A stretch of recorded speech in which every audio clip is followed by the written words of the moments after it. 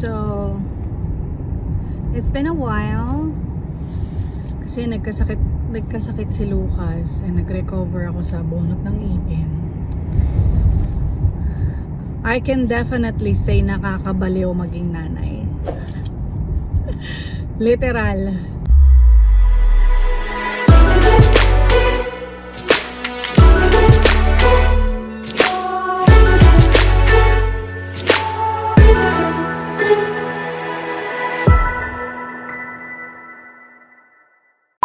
I'm back in the school to pick up Lucas.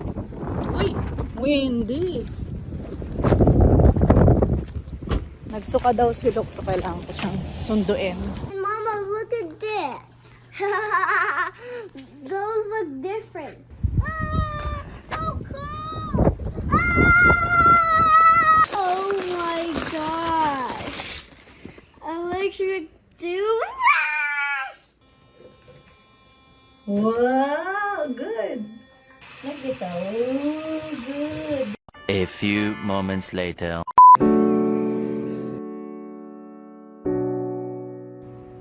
Mukhang may stomach bug siya. Kasi sinundo ko siya kanina sa school. Kasi nga, nagsuka daw sa school. Pero pag sundo ko naman sa kanya, super active naman siya. Pero syempre, since I think pang 4, pang 5 na niyang suka to. Tulog na siya ng tulog na yun. So, I'm just letting him sleep. Dito mo may isip talaga na di bale nang malikot kesa may sakit. Ayoko talaga nagkakasakit si Luke, pero sobrang bihira lang, praise the Lord, hindi naman siya sakitin. Siyempre, nervous pa din, I'm sure. Stomach bug is basic lang yan sa ibang mga nanay, but tsaka sa mga bata. And I'm sure magre-recover si Lucas soon. It's just that my mama heart is very nervous right now, but I have to stay strong.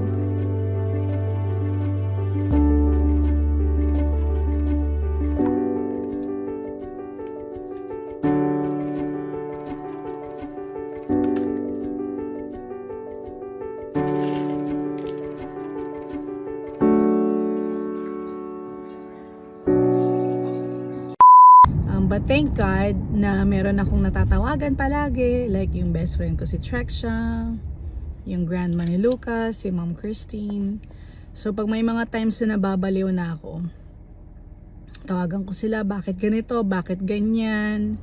So honestly, detong last pagkakasakit ni Luke, I think talagang nabaliw ako doon. I mean, not just the exhaustion, yung pag-aalaga, because 24/7 naman ako kay Luke. Except pag nasa school siya, syempre. But yung pag matamla yung anak mo, yan yung talagang grabe. Parang okay lang maging malikot ka, basta bumalik ka na sa pagiging masigla, ganyan. So you can only wish that. Do you hear my tummy? My tummy groan.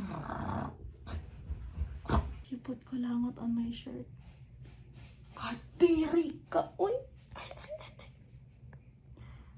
Grandma, I love you. Do you have ear infection? He checked your ears, right? Yes or no?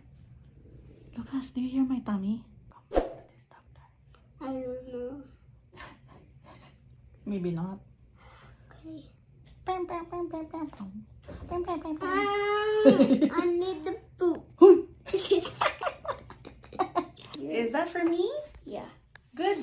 It has a red, purple, pink. Good job. Wow. All right. Sure about that. Lily, we're gonna call Grandma and say you're A-okay. No. Look at this chair. Say to Grandma A-X-K. Okay, then she's gonna tell you to go to the hospital then.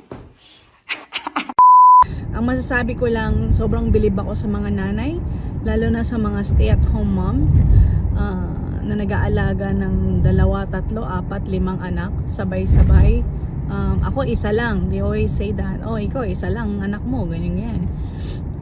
Pero sa lahat ng nanay, whether working mom or stay-at-home mom, bilib ako sa inyo.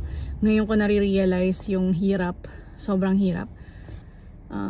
Papasalamat din ako, meron ngang natatawagan, and usually naman pag ganyan, unang-una kong ginagawa, magme-message ako agad sa aking mga support systems para in the event na magka-emergency, meron akong matatakbuhan or matatanong or kahit anong support, or at least just to make myself feel na merong nakaantabay. Maswerte na rin ako in that aspect. Especially kay Trexia, sa lahat ng tinawag ko sa kanya, I think siguro sa isang araw nakaka-4 or 5 akong tawag sa kanya, and she would always answer the phone even if my concerns are redundant. Small wins during the day, yung mga, hindi na nagsuka, yay! Tapos nagsuka ulit, Diyos ko, yung mga tipong, okay na kasi pumasok na sa school, and then biglang, nako, matamlay daw sa school, sabi ng teacher. Yan na naman, ano na naman kaya to, mga ganon. So, but all is well. Ang indication ko na gumagaling na siya is talon na naman ang talon, as in para na namang trampoline house ang bahay namin. So, pag nangyayari yun, okay, sige. And malakas naman ang mga bata, and thank God, hindi naman ako nahawa, pero God is in control all the time. God is good. So, sa aspetong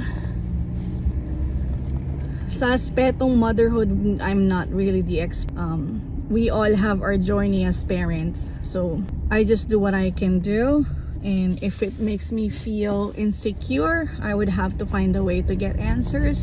If it's something na nagkamali ako, of course, it's normal to beat myself up for it, but it is what it is. It's all part of it.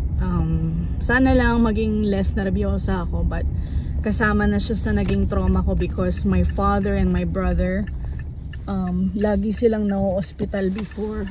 So parang yung idea na may ganap na naman, parang ganun, parang hindi na siya nawala sa akin.